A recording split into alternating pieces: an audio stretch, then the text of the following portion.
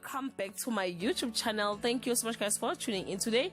It was the first appearance for the new Donzi and the fans are not happy at all. But guys, let's give Brenda a chance to be herself and not be compared with Fundiswa. It is totally unfair for her.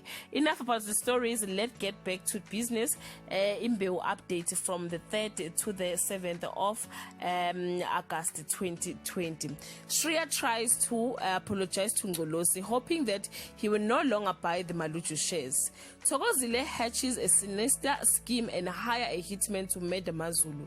Nerupa lashes out at Shreya for messing up their plan, and Buhle catches Zagiti in the act. Mazulu and Nerupa confront each other following Ngolosi's action. Thokozile knows that she needs more money for the hitman, and Zagiti get asked out on a date. Thokozile realizes she is in the corner with a hitman who refuses to call off a hit unless she gives him more money, and the Maluchu contract seems to have gone missing. Guys, this is all I have for today. You can leave your comment below guys and share your thoughts if you still love Thokozile. Bye guys.